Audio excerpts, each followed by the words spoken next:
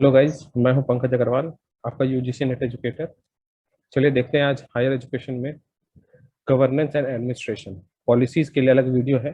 Government policies या scheme जिसको कहते हैं, इसमें नहीं है वो, क्योंकि वीडियो लेंथ जो होता है वो बहुत बड़ा हो जाता है। इसी वजह से पॉलिसीज को यहाँ से हटा के एक नया वीडियो में बनाए। गवर्नेंस एंड एडमिनिस्ट्रेशन हम लोग इस वीडियो में इस सेक्शन में देखेंगे। गवर्नेंस एंड एडमिनिस्ट्रेशन, गवर्नेंस के बारे में और एडमिनिस्ट्रेशन के बारे में हमारे इंडियन पॉलिटी कॉन्स्टिट्यूशन में लिखा हुआ है। और कॉन्स्टिट्यूशन जो है हमारा पॉलिटी का पार्ट है। इसीलिए हम लोग यहाँ पे पॉलिटी के कुछ इंपॉर्टेंट सेक्शंस को चेक करेंगे और इसमें जानेंगे कि क्या है पॉलिटी में इसमें, और क्या इंपॉर्टेंट पॉइंट है जिसको हम लोग को कवर करना है। पूरा का पूरा पॉलिटी हम लोग को नहीं पढ़ना है, बस कुछ पॉइंट्स पढ़ना है, कुछ एडमिनिस्ट्रेटिव पावर पढ़ना है बस। तो सबसे पहले various source of constitution, constitution का क्या क्या सोर्स रहा है अभी तक जो हमारा बना है। आपको पता होगा, अगर हिस्ट्री में या पॉलिटी में थोड़ा सा रुचि रखे होंगे आप, तो आपको पता होगा कि हमारा जो संविधान है वो 1935 में सबसे पहले बना था। उसके बाद ये पास शायद नहीं हुआ था। फिर बाद में 1947 जब आज़ादी मिल रहा था तब हम लोगों ने एक कमेटी का गठन किया, और कमेटी गठन के बाद क्या हुआ कि 2 साल 11 महीने और 18 दिन लगा हम लोग को अपने संविधान को लिखने में, जिसके ड्राफ्टिंग कमेटी के मेंबर या हेड थे डॉक्टर B.R. अम्बेडकर। अब क्या हुआ कि इंडिया का जो कॉन्स्टिट्यूशन है वो बहुत जगहों से लिया गया है, मतलब लिया गया इन द सेंस है कि कोई कस्टम या कोई चीज किसी कंट्री में ऑलरेडी चल रहा था, उसी चीज को वो हम लोग क्या हुआ अपने कंट्री में अप्लाई कराए। जैसे कि सबसे पहली चीज, हम लोग जो अपना कॉन्स्टिट्यूशन 47 में जो अप्लाई किए, वो सबसे ज्यादा उसमें से किस भाग से लिया गया है, तो 1935 वाले कॉन्स्टिट्यूशन से लिया गया है, जो गवर्नमेंट ऑफ इंडिया एक्ट बनाया गया था 1935 में। यहीं से अधिकतर भाग लिया गया है। दूसरा है ब्रिटिश कॉन्स्टिट्यूशन।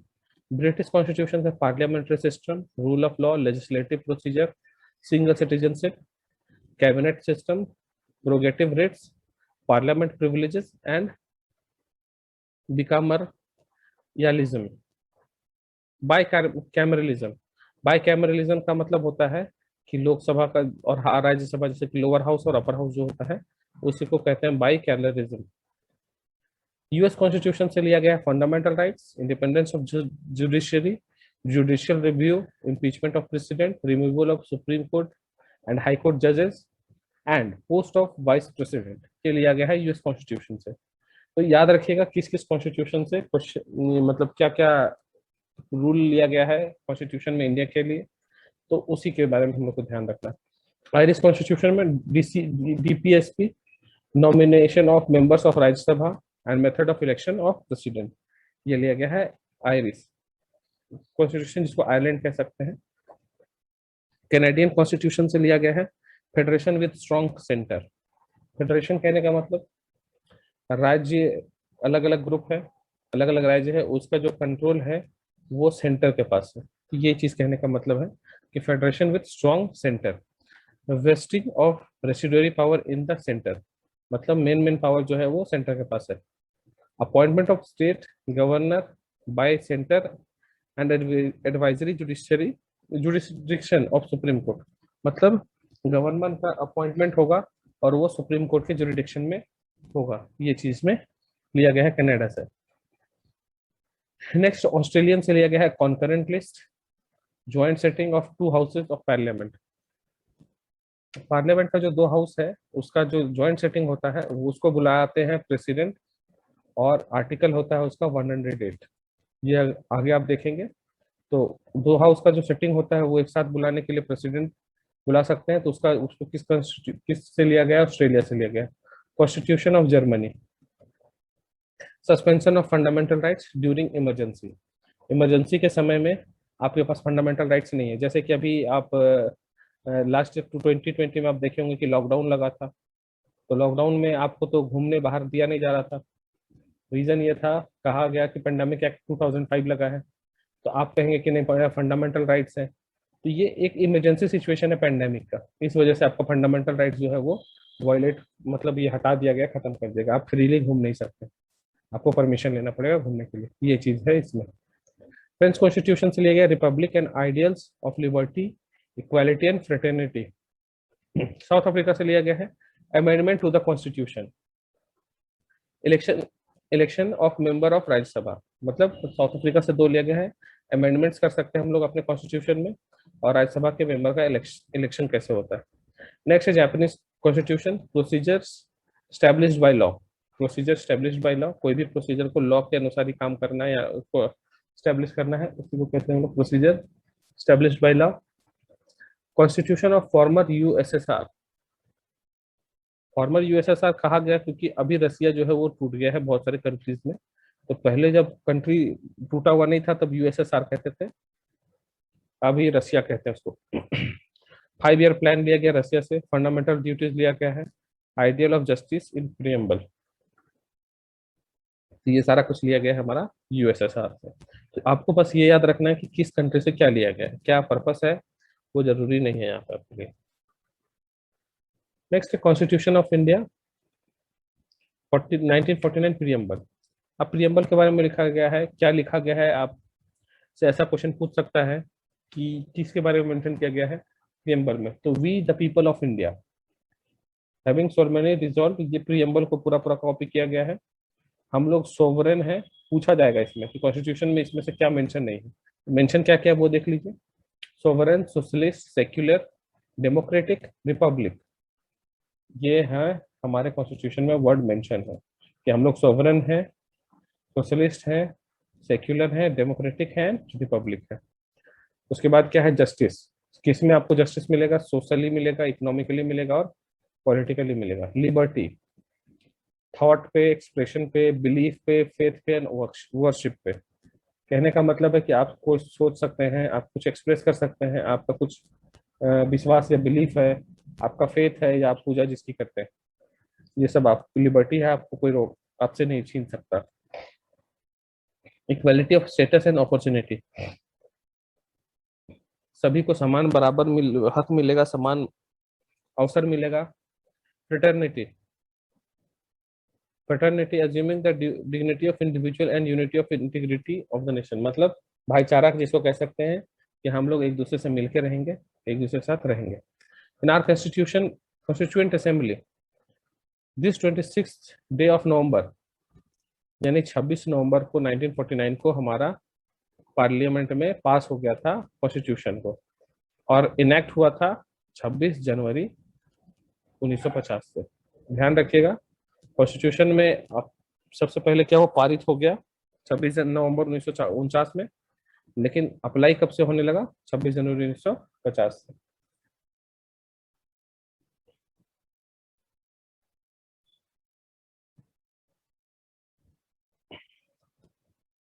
की points, world's longest written constitution है इंडिया का। इसमें 448 आर्टिकल है, 12 शेड्यूल है, 98 अमेंडमेंट्स अभी तक हो चुका है। 19 नहीं सॉरी 98 तो अभी पुराना है, 102 अमेंडमेंट शायद हो चुका है, एक बार इसको अपडेट कर लीजिएगा कि अमेंडमेंट्स कितना हो चुका है, ये पुराना है। No, the constituent assembly had 284 members, out of these 15 were women. The drafting committee submitted the draft in November 1949, after which they took 3 more years to complete it. कहने का मतलब ये है कि ड्राफ्टिंग कमिटी जो है वो फाइनली सबमिट कर दिया नवंबर में और इनेक्ट हुआ जनवरी में, और इसको पूरा ड्राफ्ट होने में और 3 साल का समय लगा क्योंकि उसको अच्छे तरीके से लिखना था। The constitution of India was hand written and calligraphed by both in Hindi and English. Constitution of India जो है वो हिंदी और इंग्लिश दोनों में लिखा गया है। The Indian constitution has taken various features from other constituencies. Constitutions कहने का मतलब है बहुत सारे कॉन्स्टिट्यूशन से हम लोग अपना कॉन्स्टिट्यूशन लेके बनाए हैं, तो वो ऑलरेडी डिस्कस कर चुके हैं। The institution Indian constitution came into force in 26 January 1950। B R Ambedkar had a major role play in the formulation of Indian constitution. Indian constitution को बनाने में बी आर अम्बेडकर का बहुत बड़ा हाथ था। अब आते हैं फंडामेंटल राइट्स, क्या क्या आपको फंडामेंटल राइट्स, तो उसके बारे में हम लोग यहाँ देखेंगे। हमारे पास मेन फंडामेंटल राइट्स जो है वो यही है, ठीक है। है तो पूरा ये, लेकिन हमारा जो मेन है यही है। तो सबसे पहले 14 से 18 राइट टू इक्वालिटी। अब आपसे क्वेश्चन पूछा जाएगा राइट टू इक्वालिटी जो है वो किस आर्टिकल में मेंशन किया हुआ है। आप याद रखिए 14 से 18 में मेंशन किया हुआ है। राइट टू फ्रीडम 19 से 22। फिर राइट अगेंस्ट एक्सप्लॉयटेशन 23 से 24। फ्रीडम ऑफ रिलीजन 25 से 28। And culture and educational rights, तो ये है 29 एंड 30। राइट ऑफ प्रॉपर्टी जो है वो बाद में हटा दिया गया है कॉन्स्टिट्यूशन से। अब प्रॉपर्टी के बहुत ज्यादा प्रॉपर्टी रखने का आपको हक नहीं, मतलब आपको राइट नहीं दिया गया, आपको फंडामेंटल राइट्स नहीं है ये। नेक्स्ट है राइट ऑफ कॉन्स्टिट्यूशनल रेमेडीज। कोई भी आदमी डायरेक्टली सुप्रीम कोर्ट और हाई कोर्ट जा सकता है आर्टिकल 32 के जरिए। ठीक है, बढ़ते हैं आगे, फिर सबको डिटेल में हम लोग देखेंगे वन बाय वन। चलिए देखते हैं आगे। At present, there are only 6 fundamental rights. 6 fundamental rights are described below in brief. मतलब डिटेल में बताया क्या है, थोड़ा सा ध्यान से आप लोग समझ सकते हैं इसको।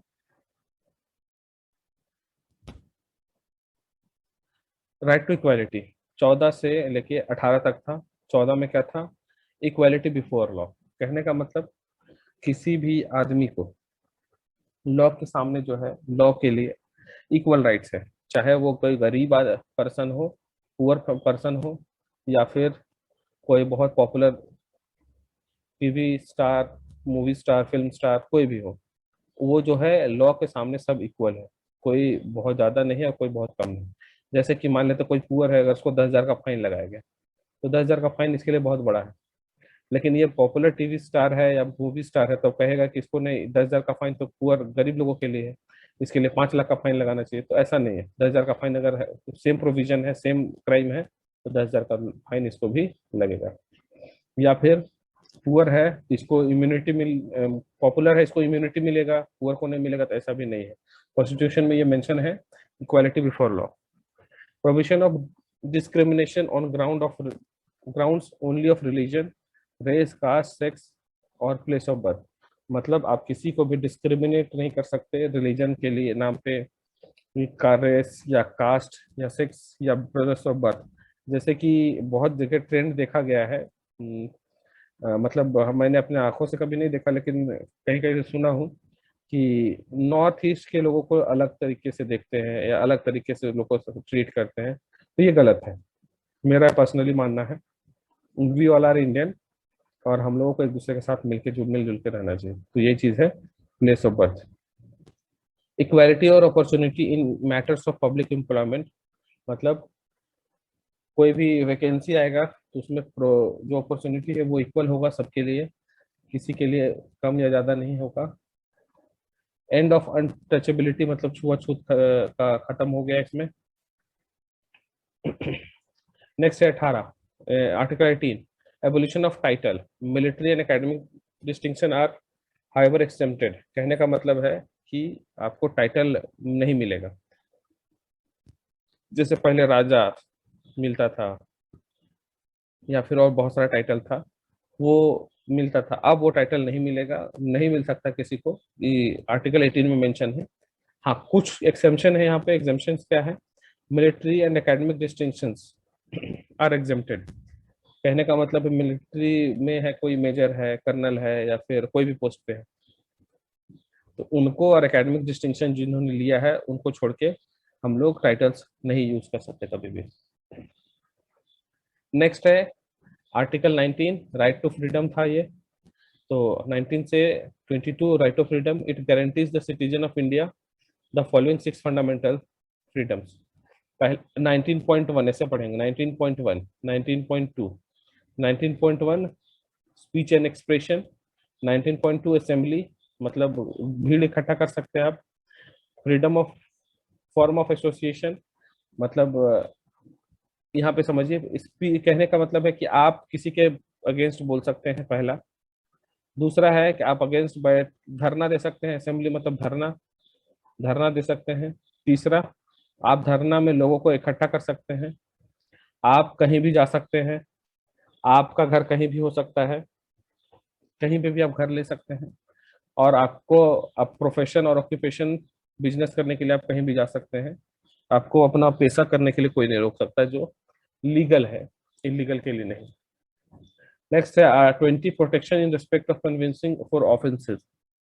अगर मान लीजिए कोई आपको आरोप लगा रहा है कि आप किसी का मर्डर कर दिए या चोरी कर लिए, तो आपको ये हक है कि आप अपने आप को बचा सकें किसी भी तरीके से जिसमें आपको कोई कहे कि आप क्रिमिनल हैं या आप क्राइम कर क्या है।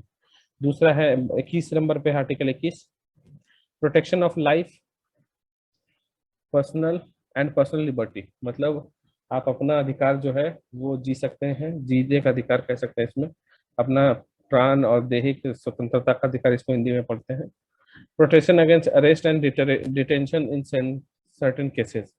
मतलब अगर कोई आप क्राइम की जिसमें बेलेबल वारंट है, बेल करा सकते हैं, तो आप बेल मिलेगा आपको। और दूसरा ये है कि आप अपना, अगर कोई अरेस्ट करने पुलिस आया है तो आप अपने बचाव में कुछ भी कर सकते हैं, ये चीज कहा गया है आर्टिकल 22 में। नेक्स्ट है राइट टू एक्सप्लॉयटेशन, आर्टिकल 23 और 24 में है ये। राइट अगेंस्ट एक्सप्लॉयटेशन मतलब आपको कोई एक्सप्लॉयट नहीं कर सकता। Traffic in human beings prohibited, कहने का मतलब आपको, कोई देखे होंगे कभी सुने होंगे कि यहाँ पे क्या होता है, लड़का लड़की को खरीदा बेचा जाता है, लड़की लोग को खास करके खरीदा बेचा जाता है बहुत सारे इलिसिट वर्क्स के लिए, मतलब गलत कामों के लिए। 24 no child below of age 14 can be employed, मतलब 14 साल के नीचे के बच्चों को काम में नहीं लगाया जा सकता है। कुछ एक्सेप्शन है इसमें भी कि अगर घर में कोई कमाने वाला नहीं है, वो सब अलग चीज है, लेकिन 14 साल से कम की एज को आप अपने काम, कंपनी या अपने दुकान या फिर किसी शॉप में आप नहीं रख सकते काम करने के लिए। नेक्स्ट है right to freedom of religion, article 25 से 28। Freedom of consciences, free profession, practice and propagation of religion. Article 26 freedom to manage religious affair. Article 27 provides taxes and religious ground, मतलब आप किसी पर्टिकुलर रिलीजन से belong कर रहे हैं तो आपको टैक्स, मतलब टैक्स में प्रोविजन मिल सकता है, ये प्रोविजन है इसमें। नेक्स्ट है 28 freedom of as to attendance at religious ceremonies in certain education institute, कहने का मतलब एजुकेशन रिलीजियस सेरेमनीज में भी आप जा सकते हैं, आपको कोई रोकने वाला नहीं होगा। नेक्स्ट है cultural and educational rights, protection of interest of minorities, मतलब आप माइनॉरिटीज के इंटरेस्ट और इंटरेस्ट को, उसके कस्टम्स को प्रोटेक्ट करना। Right of minorities to establish and administer education institute, मतलब माइनॉरिटीज के लिए एजुकेशन इंस्टीट्यूट होगा, ये चीज कहा गया है। आर्टिकल 31 में लिखा omitted bye 44th amendment act, क्या था, right to property, right to wealth. 44th amendment में इसको हटा दिया गया, तो याद रखिएगा 31 में क्या था, राइट टू वेल्थ, जो हटा दिया गया है। नेक्स्ट आता है राइट टू 32, एक second, article 32 right to move supreme court in case of their violation. Their violation कहने का मतलब soul heart of the constitution by BRM. हाँ, कहने का मतलब ये है कि आप सुप्रीम कोर्ट डायरेक्टली जा सकते हैं अगर कुछ आपका वायलेशन हो रहा है फंडामेंटल राइट से रिलेटेड। और इसी को भीमराव अम्बेडकर ने कहा था soul and heart of the constitution. ध्यान रहे कभी पूछा जाए कि बी आर अम्बेडकर के द्वारा किस आर्टिकल को soul and heart of the constitution कहा गया है, तो आर्टिकल 32 को, 32 का आर्टिकल में क्या लिखा गया है, right to constitutional remedies, forms of writ check, ये हो गया हमारा आर्टिकल 32। क्या है, सुप्रीम कोर्ट कोई भी जा सकता है अगर किसी भी तरह का फंडामेंटल राइट्स में वायलेशन हो रहा है, तो ये चीज इसमें लिखा गया है। नेक्स्ट है फंडामेंटल ड्यूटीज। फंडामेंटल ड्यूटीज क्या है, तो हमारा आर्टिकल किससे है, 42 अमेंडमेंट में इसको ऐड किया गया था 1976 में, और 11 duty was added in by 86 amendment 2002, और ये पार्ट 4 में है हमारा।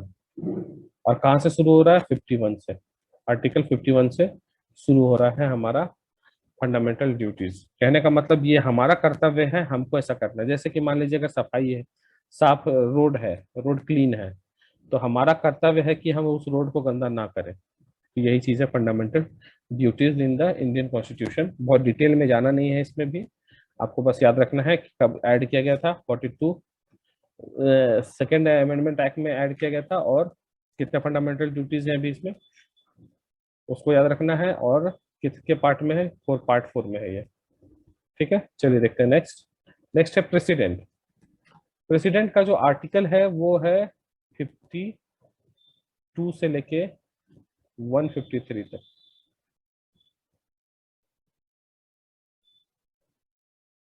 तो यहाँ पे लिखा हुआ है, the constitution deal with the union executive. The union executive consist of prime president, vice president, prime minister and council of minister and the attorney general of India. कहने का मतलब ये है कि 52 से 153 जो है वो सारा का सारा यूनियन एग्जीक्यूटिव जो है उसके बारे में पूरा डिटेल में लिखा गया है, जिसमें आपका क्या क्या इंक्लूड हो जाएगा, president, vice president, prime minister, council of ministers, attorney general of India, ये सब है। अब यहाँ पे कहा गया president is the head of Indian state. सबसे बड़ा पद या ओहदा जो हम लोग यहाँ पे कह सकते हैं इंडिया में है, वो है प्रेसिडेंट का। हम लोग फर्स्ट सिटीजन ऑफ इंडिया कहते हैं प्रेसिडेंट को। मतलब भारत में कोई अगर पहला सिटीजन है तो वो हमारा राष्ट्रपति होता है, ये चीज इसमें कहा गया है। नेक्स्ट है आर्टिकल 52 में ये लिखा गया है, impeachment of president. The president can be remove. Impeachment का मतलब होता है हटाना किसी को पोस्ट से, from office by a process of impeachment of violation of constitution. अगर कोई प्रेसिडेंट कॉन्स्टिट्यूशन का वायलेशन कर रहा है किसी भी तरीके से, तो उसको इम्पीचमेंट करके हटाया जा सकता है उसके पद से। राष्ट्रपति को उनके पद से हटाया जा सकता है।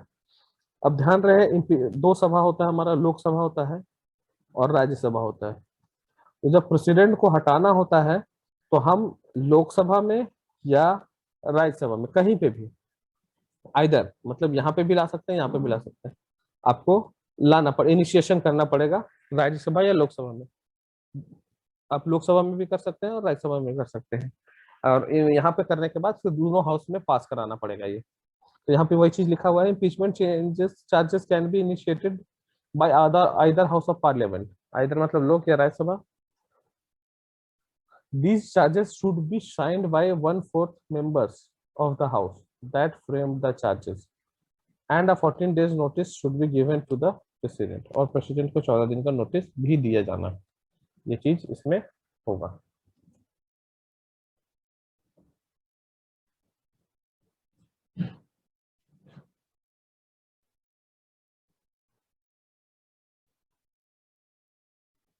ठीक है, तो यहाँ पे किसी भी हाउस में प्रेसिडेंट की इम्पीचमेंट को लाया जा सकता है, और प्रेसिडेंट को कितने दिन का नोटिस देना है, 14 दिन का।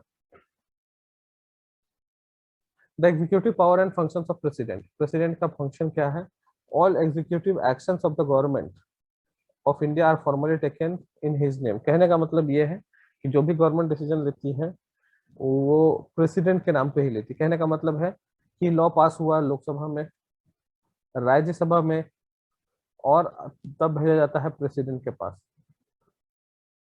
प्रेसिडेंट को इस एक्ट को या लॉ को पास करना मतलब साइन करना ही पड़ता है। ये बहुत ज्यादा तो क्या कर सकता है, रिव्यू के लिए भेज सकता है। एक बार रिव्यू हो गया तो दोबारा अगर आएगा तो प्रेसिडेंट को साइन करना ही करना है। तो ये चीज कहा गया है कि इंडिया में जो भी डिसीजन लिया जाता है वो प्रेसिडेंट के नाम पे लिया जाता है, लेकिन लेता कौन है, प्रधानमंत्री। According to article 75 he appoints the prime minister of India. According to article 77 with consent of prime minister he appoints the other ministers. कहने का मतलब आर्टिकल 75 के थ्रू प्राइम मिनिस्टर का अपॉइंटमेंट होता है, और आर्टिकल 77 के थ्रू प्राइम मिनिस्टर के कंसेंट के साथ वो और दूसरे मिनिस्टर्स का सिलेक्शन होता है। He appoints attorney general of India. President किसको किसको अपॉइंट करता है ये नोट कर लीजिएगा, पूछा जा सकता है। Attorney general of India, the controller and auditor general of India, chief election commissioner and other election commissioner, the chairman and the member of the UPSC, governors of states, chairman and member of finance commission, and administrator of union territory and so on। कहने का मतलब बहुत सारा appointments राष्ट्रपति के द्वारा किया जाता है, तो इसमें से कुछ नाम मेंशन किया गया है इसमें। नेक्स्ट है legislative powers. The president is an integral part of the parliament of India. He enjoys the following legislative powers. तो मतलब बहुत सारा पावर है।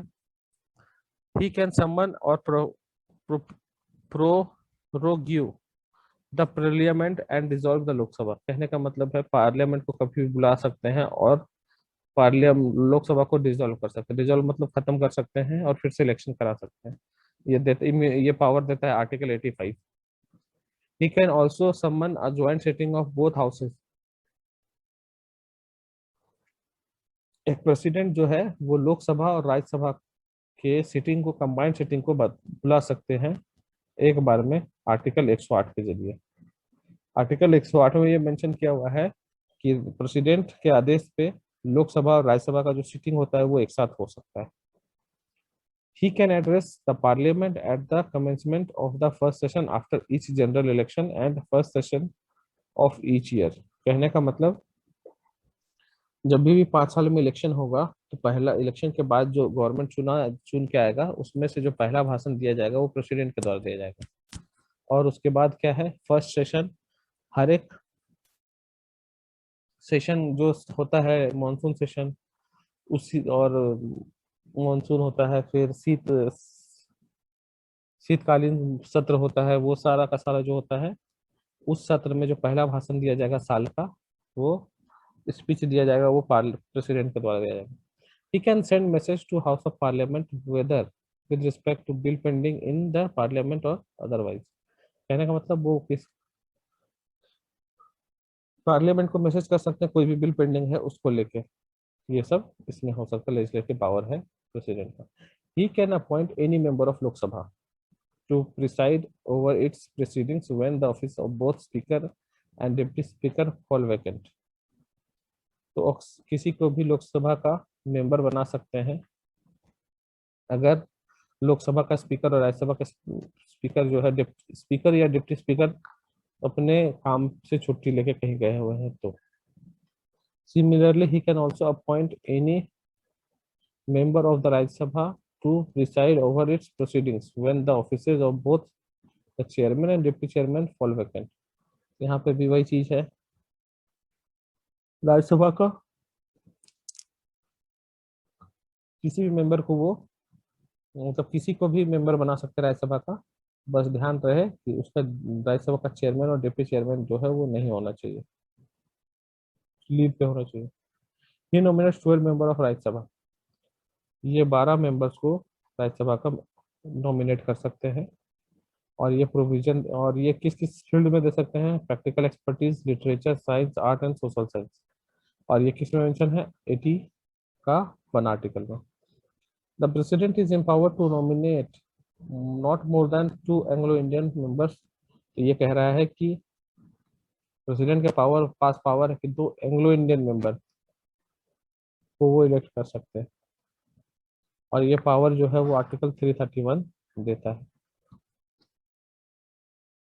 नेक्स्ट है when a bill is sent to the president after it has been passed by parliament. कहने का मतलब लोकसभा राज्यसभा में कोई बिल पास हो गया है और उसको प्रेसिडेंट के पास भेजा गया है।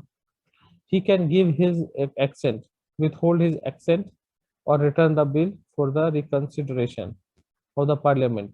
However, if the bill is passed again by the parliament with or without amendments, the president has to give his accent to the bill। कहने का मतलब ये है कि मान लीजिए लोकसभा राज्यसभा में कोई बिल पास हो गया, लोकसभा है, सपोज कर ले कि एक एग्जांपल ले रहे हैं, ट्रिपल तलाक का अगर लोकसभा में ये कानून आ रहा था तो ट्रिपल तलाक का अगर लोकसभा में पास हो गया, फिर लोकसभा में पास होने के बाद गया राज्यसभा में, अगर मान लीजिए यहाँ भी पास हो गया तो ये जाएगा प्रेसिडेंट के पास। जब जहाँ लोकसभा में पास हुआ सब लोग सपोर्ट किया, जैसे राज्यसभा में गया तो कांग्रेस मतलब जो है दूसरा अपोजिशन पार्टी है वो अपोज करने लगी और कहने लगी कि प्रेसिडेंट ये साइन नहीं करेंगे या नहीं करना है उनको। तो बात है यहाँ से पास हुआ, यहाँ से पास होकर जब प्रेसिडेंट के पास पहुंचा तो प्रेसिडेंट इसको रिकंसिडरेशन के लिए एक बार भेज सकते हैं। बट एक बार जब ये आ जाएगा रिकंसिडरेशन के बाद वापस, तो यहाँ ध्यान रखिएगा, फिर ये प्रेसिडेंट इसको साइन करना ही करना है, ये डिनाई नहीं कर सकते। तो यही चीज है इसमें, प्रेसिडेंट को जो पावर है वो देखने में तो बहुत है, लेकिन है कुछ भी नहीं, वैसा कहने को कह सकते हैं। When a bill is passed by a state legislature, is reserved by the governor for the consideration of the president. The president can give assent, withhold or direct the governor to return the bill if it is not money bill. तो कहने का मतलब है कि state में भी कोई law पास होता है तो उसको भी फोन करके प्रेसिडेंट को बताना है। तो यही चीज है पूरा का पूरा प्रेसिडेंट का काम। नेक्स्ट है आर्टिकल 123 के अकॉर्डिंग, वो आर्टिकल 123 के अकॉर्डिंग 123 का मतलब ही है लोकसभा, राज्यसभा और प्रेसिडेंट, ये तीनों मिलके ही लॉ बना सकते हैं। सिर्फ लोकसभा नहीं बना सकता, सिर्फ राज्यसभा नहीं बना सकता, सिर्फ प्रेसिडेंट नहीं बना सकता, ये तीनों मिलेंगे ही लॉ बना सकता है। इसी चीज को मेंशन किया है आर्टिकल 123 में। तो लिखा है article 123 he can प्रोमुलगेट ordinance when the parliament is not in session. An ordinance issued under Article 123 must receive approval of Parliament, both houses, within 6 weeks of reassembly of the Parliament. कहने का मतलब कोई law बन गया है, अब उस law का रिकंसिडरेशन करना है, तो अगर जैसे कि इसका मतलब ये समझिए, मान लीजिए कोई सत्र सेशन नहीं चल रहा है पार्लियामेंट में, लेकिन कोई लॉ का जरूरत पड़ गया अचानक से, बहुत जरूरी है, तो जब ऐसा कोई सिचुएशन आएगा तो क्या होगा, आर्टिकल 123 के जरिए प्रेसिडेंट डायरेक्ट कोई ऑर्डर पास कर सकते हैं, कोई लॉ पास कर सकते हैं, उसको फिर 6 मंथ के अंदर दोनों हाउसेज में पास कराना होगा। अगर पास नहीं होगा तो वो फिर खराब हो जाएगा। ये चीज में कहा गया है कोई भी 123 के अंदर लॉ बनाने का प्रोविजन है अध्यादेश के जरिए। His prior recommendation of permission is needed to introduce certain types of bill in the parliament. मतलब कोई बिल को प्रेजेंट करने से पहले प्रेसिडेंट का कंसेंट चाहिए होगा, परमिशन चाहिए होगा।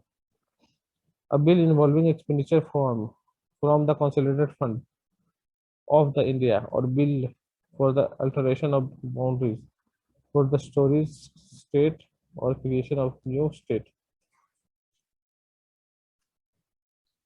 तो कहने का मतलब ये है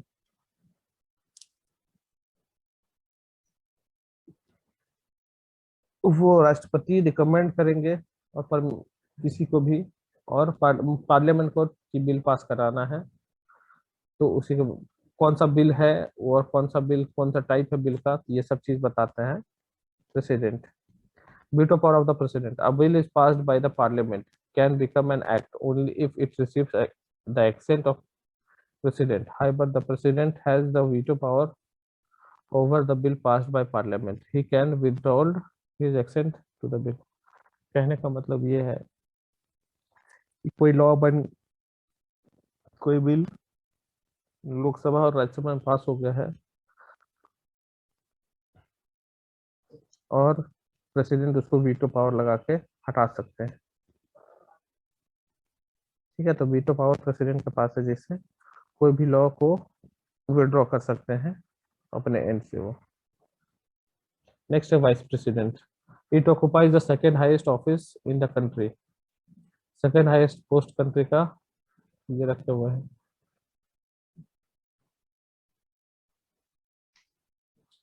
He accorded the next rank to the president in the official warrant of the presidents.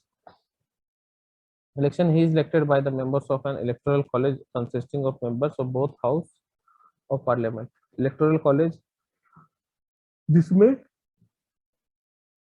दोनों हाउस के मेंबर्स रहेंगे और उन्हीं के इलेक्ट मतलब वोट से सेलेक्ट होंगे।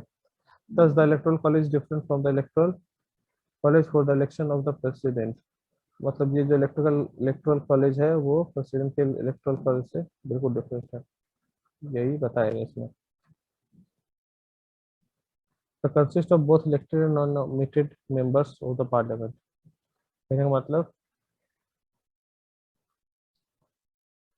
ये अप्लाई होता है किसके लिए, नॉमिनेटेड और नॉन नॉमिनेटेड मेंबर्स के लिए। It does not include the member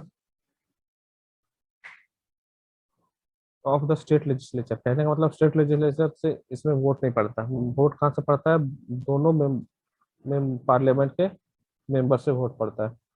the vice president elections like that the president's election is held in accordance with system of proportional representation by means the single transferable vote by voting is secret ballot। राष्ट्रपति या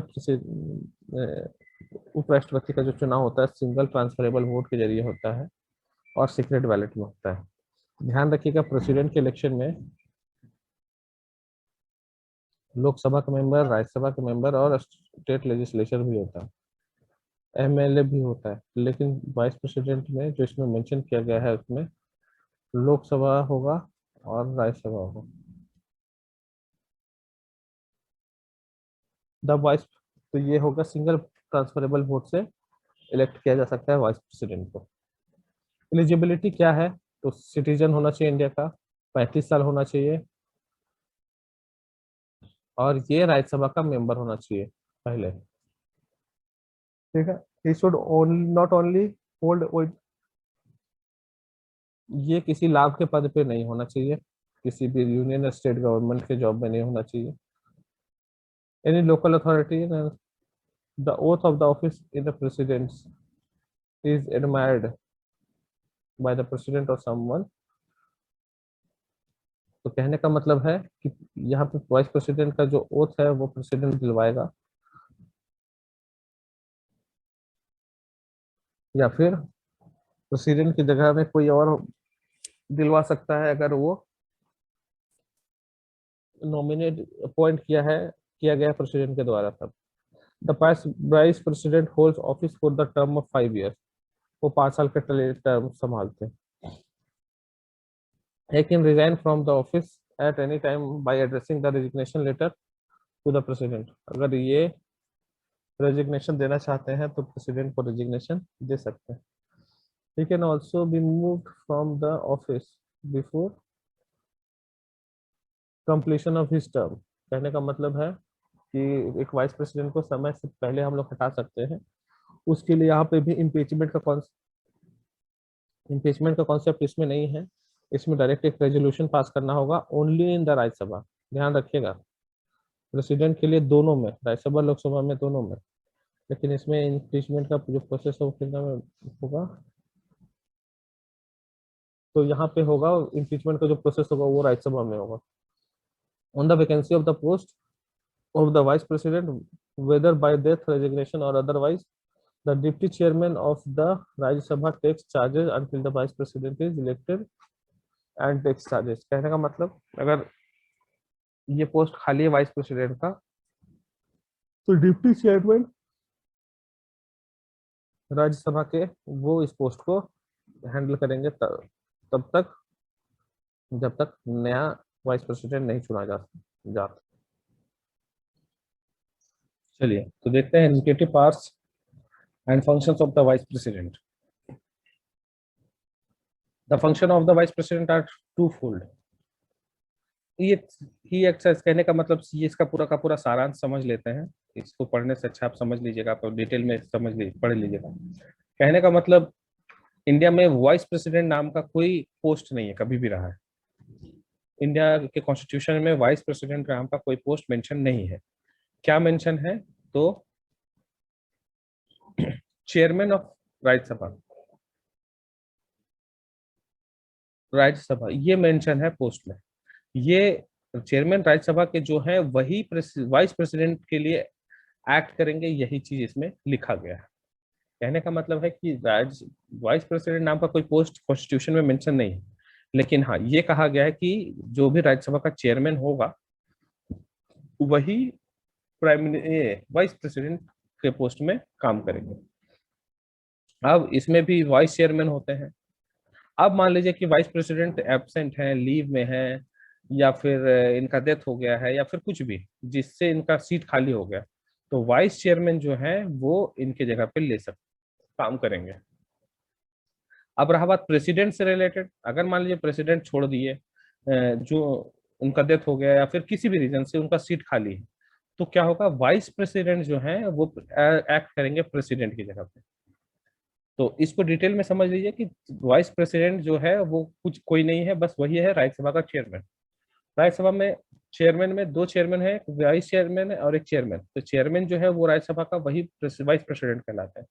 अगर मान लीजिए कि president नहीं है, तो vice president यानी राज्यसभा के जो चेयरमैन है वही प्रेसिडेंट बन जाएंगे।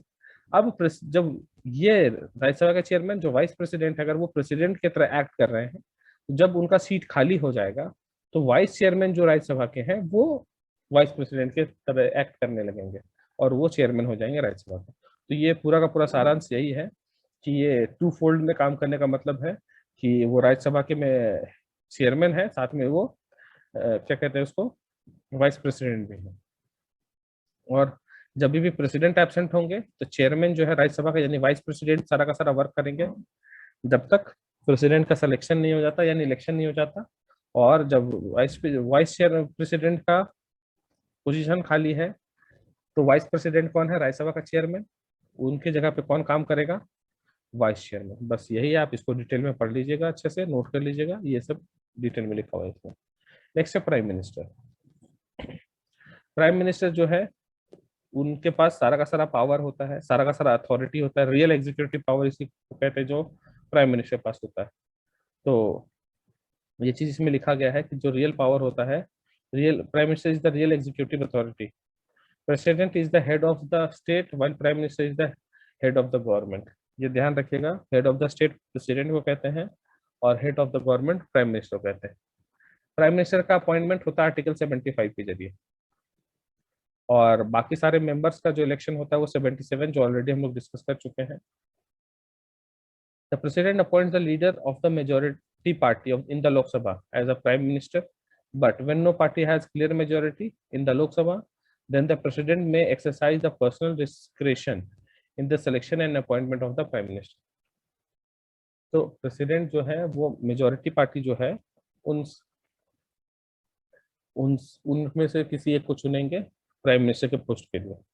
बट अगर कोई पार्टी मेजोरिटी में नहीं है तो वहां पे अपना डिसीजन, अपना पावर का यूज करके प्रेसिडेंट किसी भी को अपना मतलब प्रधानमंत्री यानी प्राइम मिनिस्टर चुना जा सकता है वहां पे। The term of the prime minister is not fixed and he hold the office during the place of the president so long as the president enjoys prime minister enjoys the majority support in the Lok Sabha, he cannot be dismissed by the president। मतलब लोकसभा में majority होता है prime minister के पास, इसलिए president इसको हटा नहीं सकते। If he loses the confidence of the Lok Sabha he must resign और the prime minister can dismiss him. कहने का मतलब, अगर मान लीजिए मेजोरिटी लोकसभा में प्राइम मिनिस्टर के पास है तो वो तो एंजॉय करेंगे सारी सर्विसेज को। अगर प्राइम मिनिस्टर के पास मेजोरिटी नहीं है तो या तो वो प्राइम मिनिस्टर खुद रिजाइन कर दे या फिर प्रेसिडेंट उनको हटा देंगे। ये प्रोविजन है प्राइम मिनिस्टर के लिए, article 75। Powers and functions, he recommends persons who can be appointed as minister by president। तो कौन कौन सा मिनिस्टर बनेगा उनको रिकमेंड करते हैं प्राइम मिनिस्टर को, ये प्रेसिडेंट को प्राइम मिनिस्टर करते हैं। he can recommend dissolution of Lok Sabha to the president at the any time। मतलब वो जब भी चाहे तब भी लोकसभा को डिसॉल्व कर सकते हैं। He is the chairman of the planning commission, national development council, national integration council, inter state council, national water resource council. कहने का मतलब प्राइम मिनिस्टर को एडिशनल पोस्ट ये सब दिया गया है, मतलब ये सारे के सारे काम कर सकते हैं वो। यहाँ प्लानिंग कमीशन का नाम यहाँ पे हो गया है नीति आयोग, ध्यान रखिएगा, नीति आयोग, नीति आयोग। तो यहाँ पे होगा national institution for transforming India. नीति का फुल फॉर्म लिख लीजिएगा, national transformation for transforming India, transforming India, ये है नीति का फुल फॉर्म। तो नीति आयोग के चेयरमैन कौन होंगे, प्रेसिडेंट। नेक्स्ट है centre councils of ministers, council of ministers. Principle of the parliament system of the government are not detailed in the constitution, but two articles deal with them in broad sketchy and general manner. कहने का मतलब council of ministers के बारे में बहुत कुछ, government के system के बारे में बहुत कुछ नहीं लिखा गया, लेकिन 74-75 जो है वो एक आइडिया जरूर देते हैं। 74 deals with the status of the council of the ministers, while 75 deals with the appointment, tenure, responsibility, qualification, oath and salary of the allowance of the ministers। ये सारा का सारा यहाँ पे मेंशन है। 74 काउंसिल ऑफ मिनिस्टर के status के बारे में, और 75 जो है वो सब कुछ डिटेल में बताया है। तो यहाँ पे आप पढ़ सकते हैं कि 74 में क्या है और 75 में क्या है। हाँ, 75 में ऑलरेडी डिस्कस कर चुके हैं कि प्राइम मिनिस्टर है, प्राइम मिनिस्टर का अपॉइंटमेंट राष्ट्रपति कर सकते हैं मेजोरिटी पार्टी से, और अगर कोई पार्टी मेजोरिटी में नहीं है तो अपने सेल्फ डिसीजन से वो किसी को भी प्राइम मिनिस्टर चुन सकते हैं। A person who is not member of either house can also become a minister, but he can continue as a minister for more than 6 months unless he secures seat in the either house of the parliament by election or by nomination। कहने का मतलब हम किसी को भी minister बना सकते हैं, बस 6 महीने के लिए। ध्यान रहे, 6 महीने के लिए ही वो मिनिस्टर बन सकता है। 6 महीने के बाद उसको अगर कंटिन्यू करना है तो वो आइदर हाउस में, मतलब आइदर हाउस कहने का मतलब या तो वो लोकसभा में या तो वो राज्यसभा में, आप इलेक्शन जीत के आए या नॉमिनेट होके आए, अगर नहीं आ रहा है तो 6 महीने बाद वो खुद ब खुद रिजाइन कर देंगे। और ये कहाँ मेंशन है, आर्टिकल का 75 में। The council of minister consist of 3 categories: cabinet minister, ministry of state, deputy minister. Cabinet minister head of the important ministry of the central government like home, defense, finance and external. Ministry of state can either be given independent charge of minister or dependent or can be attached to cabinet ministers। अब इसका सीधा सीधा मतलब समझिए क्या है इसके बारे में। छोटा सा पॉइंट है, जैसे कि कोई भी मिनिस्ट्री है, होम मिनिस्ट्री है, कैबिनेट मिनिस्ट्री में होम मिनिस्ट्री का एग्जांपल लेते हैं या फिर डिफेंस मिनिस्ट्री का एग्जांपल लेते हैं।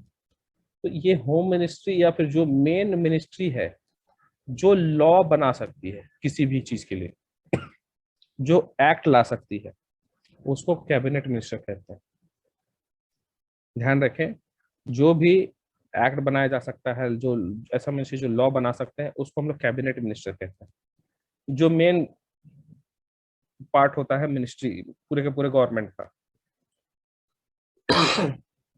नेक्स्ट है ministry of state. Ministry of state जो है वो किसी तरह का लॉ इनैक्ट नहीं कर सकता, लॉ नहीं बना सकता, कोई भी एक्ट नहीं ला सकता। जैसे कि स्पोर्ट्स मिनिस्टर, स्पोर्ट्स मिनिस्टर जो है किरण रिजिजू भी करंट में है, वो किसी तरह का लॉ नहीं बना सकते, तो उनको मिनिस्टर ऑफ स्टेट कहा जाएगा। ध्यान रखिएगा, ये सबसे टॉप पोस्ट में है, ये उससे लोअर पोस्ट में, और ये सबसे लोअर पोस्ट में है। मिनिस्ट्री ऑफ स्टेट जो है वो इंडिपेंडेंट और डिपेंडेंट चार्ज होगा। इंडिपेंडेंट चार्ज होगा जब वो रिपोर्टिंग अथॉरिटी, इस मिनिस्टर का कोई रिपोर्टिंग अथॉरिटी कैबिनेट में अगर है तो डिपेंडेंट चार्ज है। अगर इस मिनिस्ट्री का जो पर्सन है उसका कोई अथॉरिटी नहीं है, किसी को रिपोर्ट नहीं करना है उसको, तो वो इंडिपेंडेंट चार्ज है, मतलब वही होल एंड सोल है। तो स्पोर्ट्स मिनिस्ट्री में जो है किरण रिजिजू, उनके ऊपर कोई नहीं है, किन्हीं को वो रिपोर्ट नहीं करना है उनको, तो वो इंडिपेंडेंट चार्ज है। बट किसी को अगर रिपोर्ट करना है तो वो डिपेंडेंट चार्ज है। ये जनरली किसी कैबिनेट मिनिस्टर के सपोर्ट के लिए बनाया जाता है। जैसे मान लीजिए कोई कैबिनेट मिनिस्टर है, उसको सपोर्ट में किसी मिनिस्ट्री को चाहिए, किसी पर्सन का चाहिए, तो उसको अंदर डिपेंडेंट और इंडिपेंडेंट चार्ज में लाया जाता है।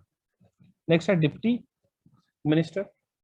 डिप्टी मिनिस्टर कहते हैं जो इनके भी नीचे होता है। कहने का मतलब, इनके नीचे कहने का मतलब कैबिनेट मिनिस्टर के नीचे मिनिस्ट्री ऑफ स्टेट और मिनिस्ट्री ऑफ स्टेट के नीचे डिप्टी मिनिस्टर, तो ये सबसे लोअर रैंक में होता है। ये चीज है, बाकी डिटेल में आप इसको स्टेटमेंट बाय स्टेटमेंट पढ़ लीजिएगा। इस वीडियो में फिलहाल इतना ही, मिलते हैं नेक्स्ट वीडियो में। Till then thank you, bye bye, have a nice day, thank you.